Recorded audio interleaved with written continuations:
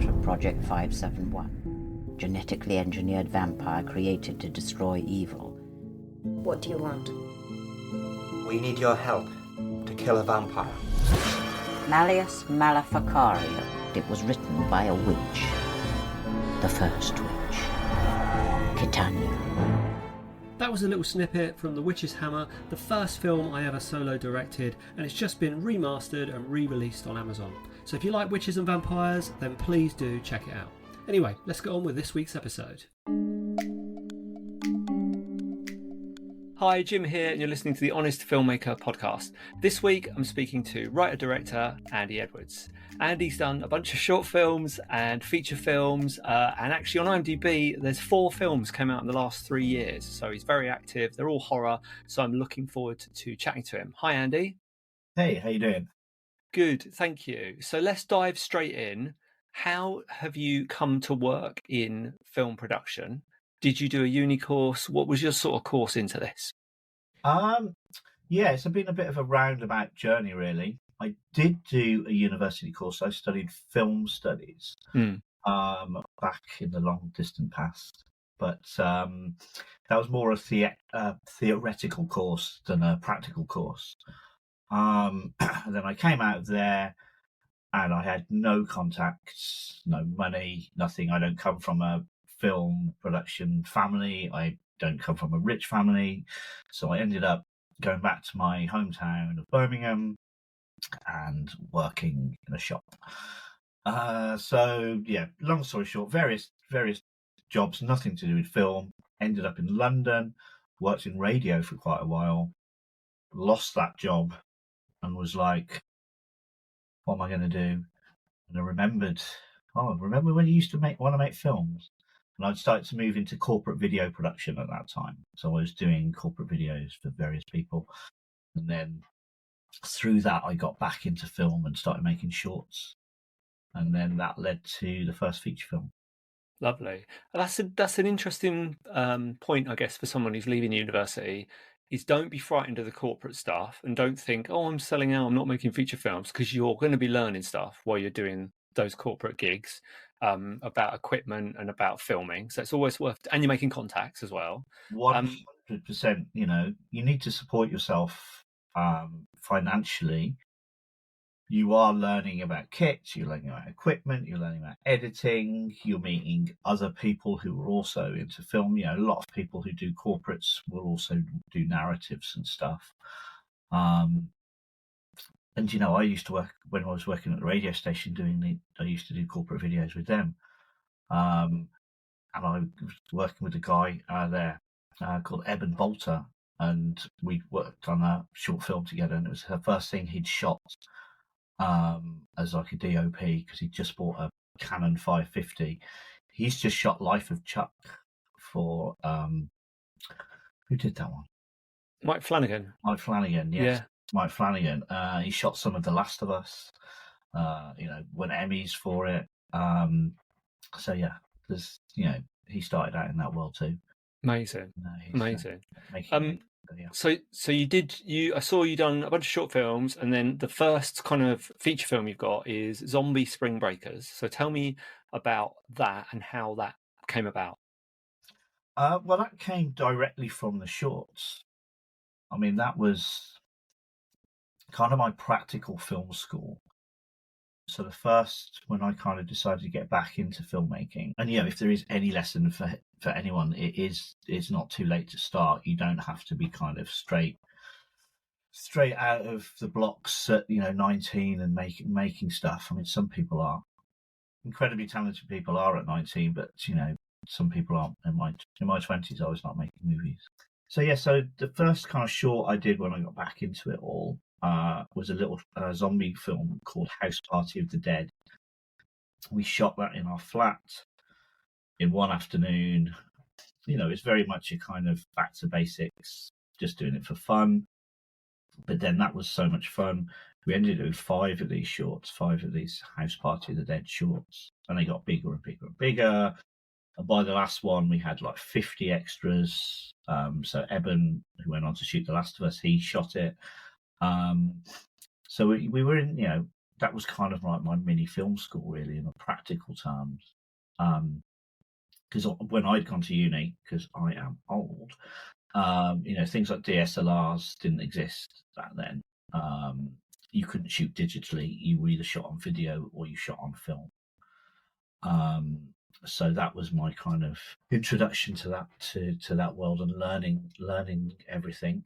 And so then, Ibiza Undead, aka Zombie Spring Breakers, was essentially House Party of the Dead, the movie. It was like learning everything I learned on all of these shorts, and they've been getting bigger and bigger and bigger, more expensive, more ambitious. So it was like, can we take all that and put it into a feature film? And why not set it in Ibiza as well? Because I mean, that kind of came from, thinking of, okay, if we're doing House Party of the Dead, the movie, where would you have the best house party? Oh, you'd have it at a villa in Ibiza. So that's where that came from. And then we figured out the practical nightmare of shooting in Ibiza afterwards. So you actually did shoot in Ibiza? Yeah. Yeah. Oh, yeah. There's a few interiors which are London, but pretty much everything else is on location in Ibiza. Not something I'd necessarily recommend. Yes, that sounds like it could be difficult, although I suppose the advantage of doing that is everywhere you look is beautiful and is kind of a set almost. It's kind of like it's going to the location. Beautiful place to shoot, but I mean, it might be better now. This was a few years back now, but the island was geared up to one thing and one thing alone, which is partying. And so getting anybody on the island to do anything was literally impossible. You turn up at a location, you'd be like, oh, well, we've been arranged to be in here at 9:00. And they'd be like, oh, no, Pedro, the owner, doesn't get up till 5 p.m. And you'd be sat there with your crew not being able to get into the location. And then we had a young cast and a young crew. It was very much like trying to make a film on a club 1830s holiday. It was a lot of fun, but it was tricky. But it was very much a kind of go big or go home.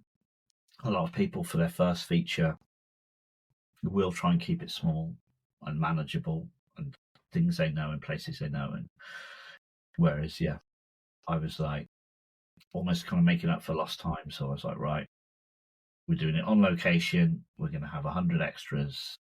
We're going to have a special effects. Yeah, everything. Go for it. Yeah. So then let's go back to the beginning of that production. So how did you raise the budget for that? And can you give me a ballpark figure? What sort of numbers are we talking for that was spent on the film? So this one, I didn't produce this one. So I was just writer director, as I say. So the actual ins and outs of all the financials, I don't know for sure. But this was via a production company. I think friend of a friend or something like that put me in touch with a production company who'd made other sort of low budget British horrors and gangsters and stuff. And they really liked the idea, and then they raised the finance, through private equity. They were one of the EIS companies, and the EIS has changed a bit since then. If we want to go into the nerdy nuts and bolts with it, but this was just pre-2018 when they changed it, so you couldn't do it for a single film. So you could back then for a single film. So that's how that money was raised by a company called Temple Heart. They raised via EIS. The budget was maybe like $250,000, something like that, all together. Because obviously it's quite expensive to send everybody out to Ibiza, put everyone up for 3 weeks. So we didn't have a lot of money when we were there. All the money had been spent getting us there. Then it was like, right, which felt okay to me because obviously I'd worked on these no budget short films. So I was like, okay, I'm used to having no money. This is fine. But we are in a beautiful location, so let's go for it. So that was working with an independent production company, just as writer director on that one. Yeah. Okay, and then so you made the film. They helped fund the film, got the film made, and then it gets into Fright Fest, and it gets a release. So let's talk about Fright Fest, because a lot of horror filmmakers can obsess over it and think it's kind of the be all and end all. I've got to get into Fright Fest, got to get into Fright Fest. What did that have a massive effect, do you think, on the film getting out there? What was that experience like for you? I mean, I was very much one of those people who, yeah, I was like, it's going to be into Fright Fest because I'd been going, as a fan, and I think it's good. It's good because it gives you something to aim for, really. It's like this is a good place to show it, and it's a horror comedy, kind of needed. It needs to be seen with an audience anyway. It's one of those films that, and you can see it in the reviews that came out afterwards. Anyone who kind of watched it in the room with a bunch of people, I think it played like a Friday evening, bunch of people, a few pints in, laughing at it. Everyone was like, "Oh yeah, that was good fun," and everyone who kind of watched it on their laptop on a Monday morning was like, "Really?" So yeah, it was always in my mind, but I'd never had a film there before or anything, and I didn't really know them at all. Now I've had, I think, 4 or 5 films play at Fright Fest, so I know the guys now. I know how it all works. And I still will have Fright Fest in mind, one of the Fright Fests, as a good place for launching a film in the UK, because you do get a lot of press off the back of it.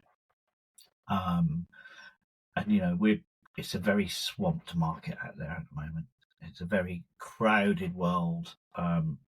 Content in general, there's too much content, and then independent horror films, there's a lot. So anything that can give you some kind of name recognition, I think, is super useful, because I think horror fans, even if they don't attend the big festivals, will still keep an eye out and still recognize the names of films that play at festivals. So I think if you're working in horror, I think the festival circuit is very important. Whether, it doesn't have to be Fright Fest. There's lots of other good festivals in this country and around the world. But that is where you can plug directly in to your very core audience. Yeah. And these people are dedicated. They live. Yeah. Do you think with that festival crowd, because like obviously you know the people at Fright Fest now, and I've seen on your films you've done a lot of different festivals, which is great. What's over and above having a good film? What else do you think you can do to get into those festivals and get on their radar? I mean, getting on their radar, it is about who you know. Every festival's different. And you hear sort of the horror stories of some of the bigger festivals don't actually watch the submissions. Already planned in advance with distributors and sales agents and their own contacts. Fright Fest do watch everything. I do know that much. So yeah, it's about making contacts, and that's the other good thing that festivals are good for. You will go to a festival, you will meet other horror filmmakers. You might meet people from other festivals as well, because they're checking out films potentially for their festival. So yeah, it's having as many contacts as possible so that you can then go, "Hey, I've got a film," and message them directly. And sometimes they're like, "No, apply properly via Film Freeway," but sometimes they're like, "Okay, cool, yeah, I'll check it out," and it helps. And if they know you and know that you're a good person and you're going to come and do the Q&A and everything like that, then that helps as well. And if they, especially in the UK, if they know you're going to bring a crowd of people. So, I mean, that's kind of one of the things to think about when you've got your film, is where is the premiere going to be? Because the bigger film festivals will all want a premiere. It doesn't have to be the world premiere, but they will want the North American premiere or whatever, and then you can go to the smaller festivals because they're not so concerned. They just want a cool film. But the bigger festivals will want the European premiere. When you're planning your festival strategy, try and have that in mind. Of where would you like it? Where would you like your American premiere, your European premiere, your UK premiere? Yeah, it's difficult because I can feel the frustration a lot of filmmakers have, especially with something like Film Freeway, is you kind of enter this stuff, can be quite expensive. Yeah. And if you haven't got those contacts, you don't know anyone, you're sort of firing stuff out into the dark. I've done a video on film festival strategy, which hopefully, if anyone wants to check that out, that's a good one for thinking about stuff like that. And absolutely, like you say, going to those festivals, making contacts, showing them your face, showing that you're not just applying just to get a rosette on your poster. You actually want to be actively involved in that festival and help them sell tickets and get people along to the screenings. So the other thing I noticed about your stuff, and this is not me insulting other horror filmmakers, but it looks quite high quality. And with horror, you get varying qualities of stuff. So what are your tips to make a high quality horror movie? And I mean the look and the sound and the sort of everything about the project. Yeah, I mean, it is quite important to me. I mean, yeah, like I said, I come from this kind of corporate video background, and so I kind of understand audio and visual. I think there's no excuse for a film to look bad these days with the technology that we've got, and I don't think there's any excuse really for a film to sound bad either. I mean, with the AI noise reduction now, you know, you can record the whole thing on your phone, and you can still get it to sound good as long as you put the work in. Films are very much a visual medium for me, and yes, so the look of a film is super important, and it's about putting the money up on the screen. I mean, it's a phrase that you've probably heard a billion times, but I think that is the important thing. Is nobody's gonna the stuff that you spend money on a film set, which you have to, food and travel and everything, but nobody sees that. Nobody goes, oh well, those guys had a great catering budget. You have to look at the film, so it's getting a good DOP, good lenses, and lighting everything. And by lighting everything, being actual, putting some care and attention into each shot, really. It's easier said than done, but because modern cameras are so good, there's very much a temptation to go, oh well, we can shoot in near darkness, let's just do that. And you can, but it doesn't look pretty good. So yeah, just putting some care and attention and some thoughts, hiring good people, and then making sure everyone's on the same page. So I'll always do like a little lookbook for how I see the film to look, what the colours are going to be, and then give that to the DOP, to the gaffer, to costume, production design, and hair and makeup, and just be like, these are some images, these are 3 films you should watch, these are our colours.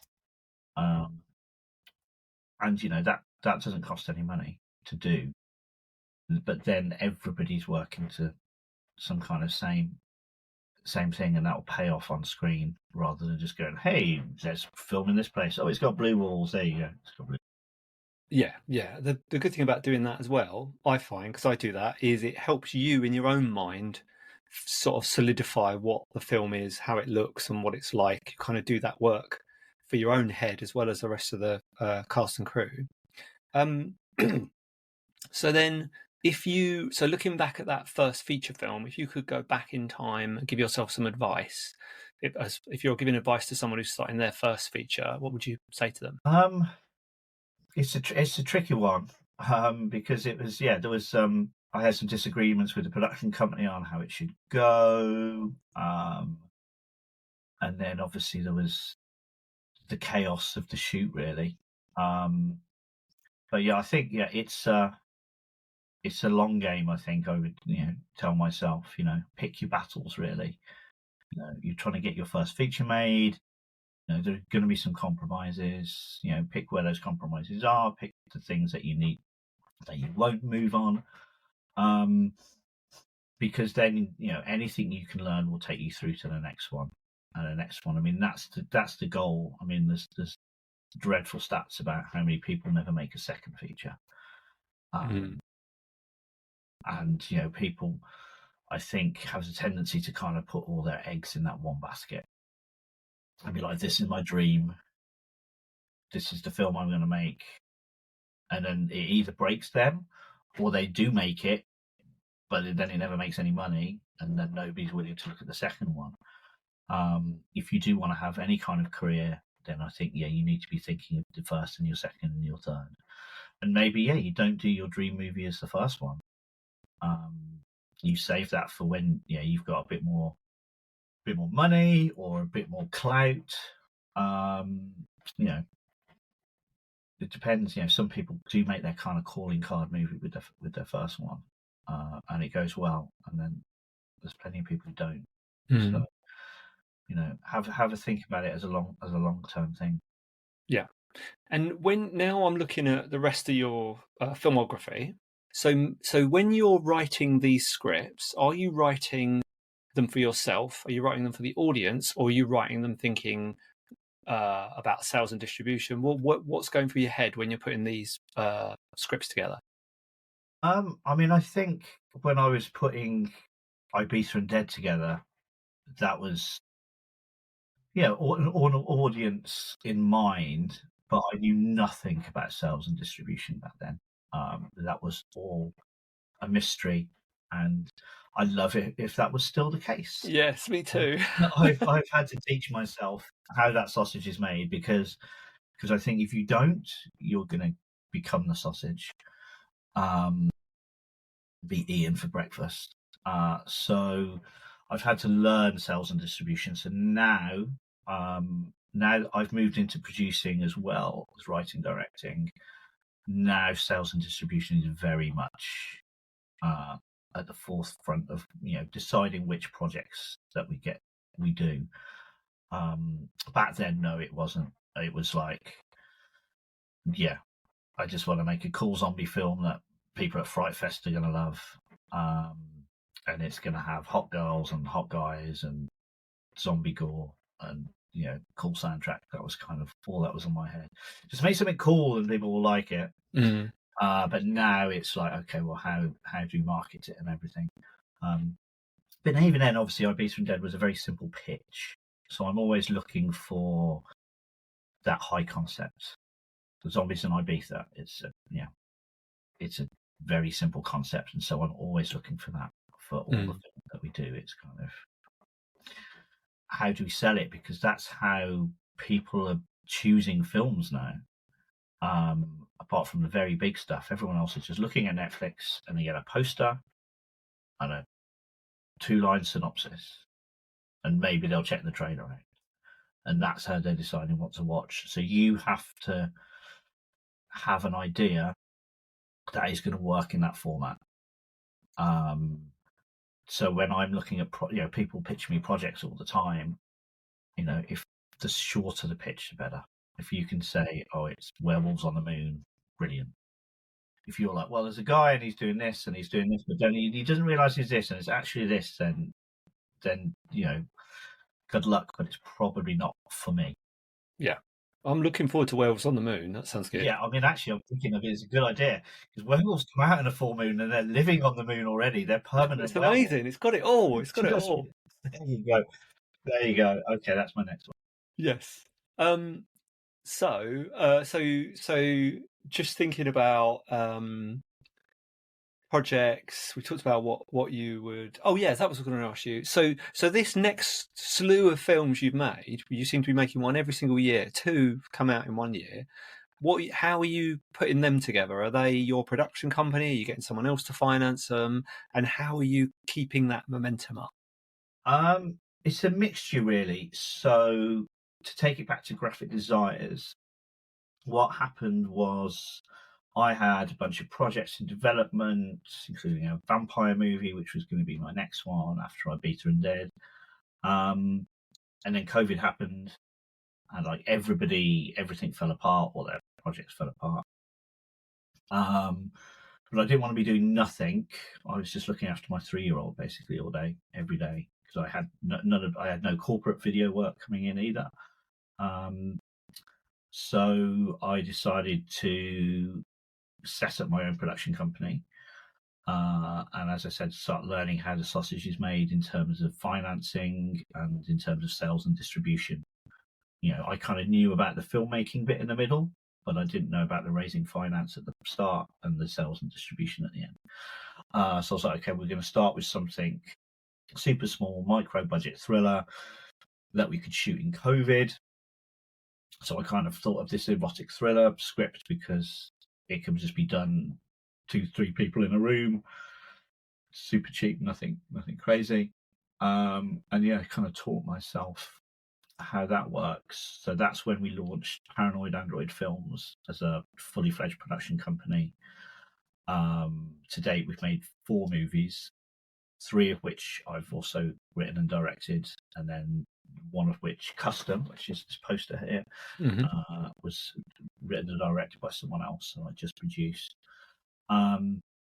So yes, we've done a movie a year since then through the production company, and then there's been bits and bobs outside of that.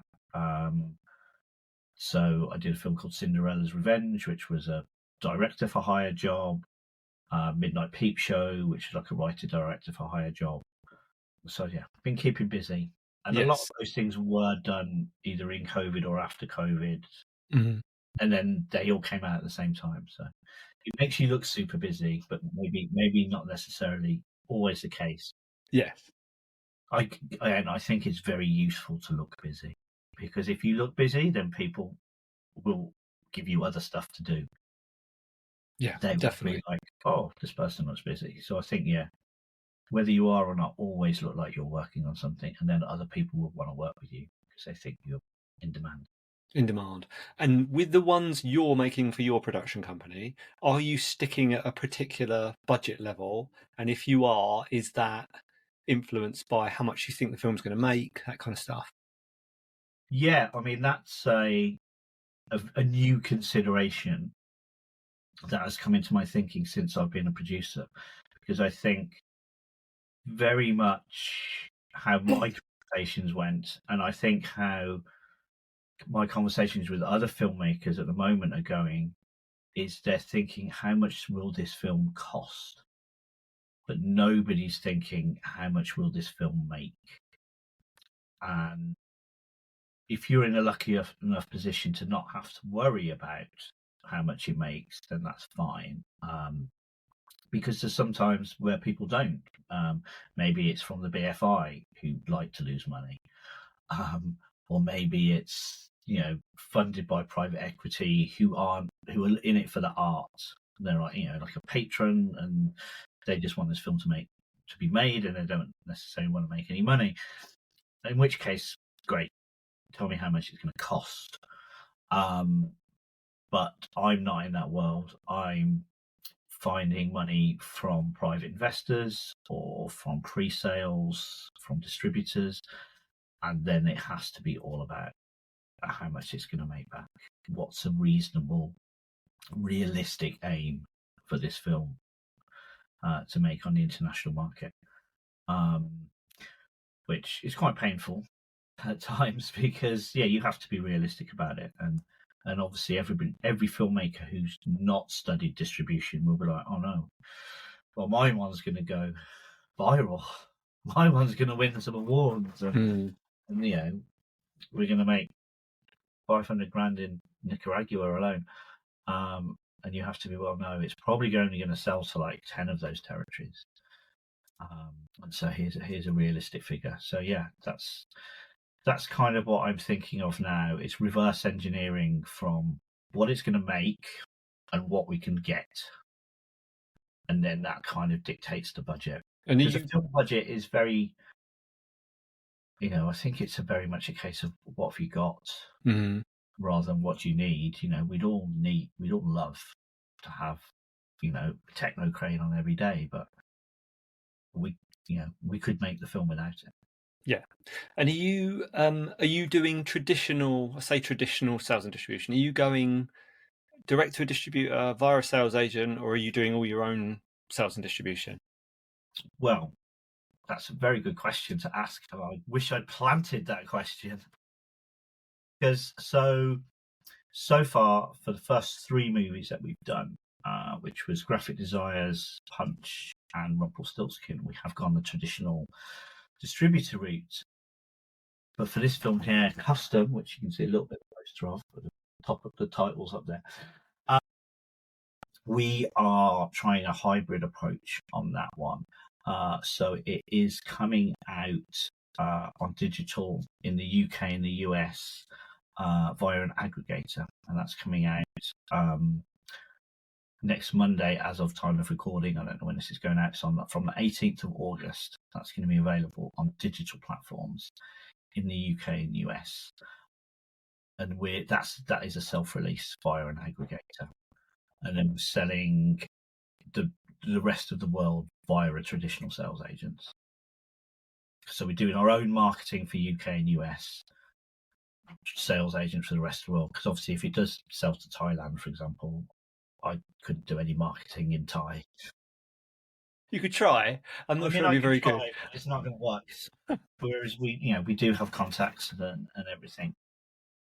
So yeah, that is the plan, and it's an experiment, I think, because obviously, when you're working in the low budget space and the margins are pretty low, and you've got your streamer taking a cut and your distributor taking a cut and your sales agents taking a cut, sometimes there's not very much over trickles back to the filmmaker. This is an experiment really, with this sort of hybrid model to see whether this works better than the traditional distributor model. And you said on the previous 3 you went traditional. So does that mean you've found a trustworthy sales agent? And if so, who is it? Because I've spoken to a lot of filmmakers, and it's a rare thing to find a company or an individual who's worked with someone who highly recommends them. Yeah, they pay. Do you know what I mean? How have you managed that? I mean, obviously you can look at who ours are with, and we haven't used the same sales agent twice, so that tells the story. But we have used the same distributor twice. So both Punch and Rumpelstiltskin are out with Trinity, who also go under the names Miracle Media and 101. So people know them best from 101. So both Punch and Rumpelstiltskin were with those guys. So we've got a good relationship with those guys. Whether I will tell you all about the sales agents for custom in 6 months' time. Yes, let's have another chat. See how it goes. And again, the same with the aggregators. I'll tell you all about. I'll come back and do a follow up and say, yeah, these guys are great, or avoid at all costs. Yes, but yeah, it is a difficult thing, and I think you've touched upon a part of the industry that I knew nothing about when I started, and I think people need to educate themselves on, even if it's just a tiny bit. It's once you have made your film, you then put it into a pit of sharks, and hope you don't get eaten too much. And it's a strange world that has just become accepted, and just okay, yeah, you're going to get ripped off. It's a strange thing, and has nobody done anything about this in the the however many years films have been going around? But yeah, obviously there are now options and alternatives with the self-distribution networks and all the various online. But it's a brave new world that I am just investigating. Yeah, a lot of the filmmakers I talk to are either already self-distributing or moving into that space for that very reason. And it's weird because that pit of sharks, it's been around so long, since our first film was made late 90s, and it was exactly the same. It was slightly different because there was less stuff about, but everyone was still there trying to kind of feast off of your film, and maybe you'd get a little morsel if you were very, very lucky. It's just a strange world to be in. Last one, I'll ask you about the film you got coming out next week, 18th of August. What are you doing about promotion? Have you got a plan? You've got a strategy as far as getting the film out there and getting people to watch it? Yeah, so we've got various things. I mean, this is our first attempt at doing this, so it's all a learning experience. So yes, we hired a PR agency in the US. We're having a launch party next week, which I'll send you an invite to in case you're around. And obviously various social media promotions. It's going to also, as well as digital, we're releasing it on very limited edition VHS. Oh, nice. Because the film is about features VHS quite heavily in it. So we thought that would be a nice kind of way to do a physical product. And hopefully there's enough people still have a VHS player. But I think the real kind of horror collectors will hopefully have them. So this film custom played at Fright Fest Glasgow last year. So hopefully the audience there will be aware of it. So we're going to go and do a bit of promo around that next week and be like, hey, anyone who missed it at Fright Fest Glasgow, it's now out and you can watch it. So yeah, it's an experiment really to see how it works. But hopefully it'll do well. It's an interesting film. And it's the first one that I released via my company that I haven't written and directed as well. And that's kind of where I want to get to. I want to be upping the production schedule, doing like 3 or 4 films a year. And I'll direct one, and I'll get in other directors, other writers to do theirs. And we've got a slate already that we've built up that we're taking out to people. And just trying to build a brand really. Trying to build Paranoid Android as a UK horror brand. Lovely. Well, I wish you the best of luck with it. So I'll put a link to custom all over this podcast so people can check it out and watch it. Hopefully I'll time the release of this episode as well with the film coming out. And I definitely want to have you back 6 months, 12 months from now, and you can tell me how it all went. You'll be sat there in a fur coat smoking a cigar because of all the money that's going to come in. This time next year, Rodders, yeah. I hope that was useful. If you're interested in learning more about micro and low budget film production, I suggest you check out How to Make an Indie Feature for $10,000 with Sean and Taylor King. They've pretty much got their own little production company and studio set up and make a film every year, get them out there and actually make profit on them. So it's a really interesting chat. See you on the next one.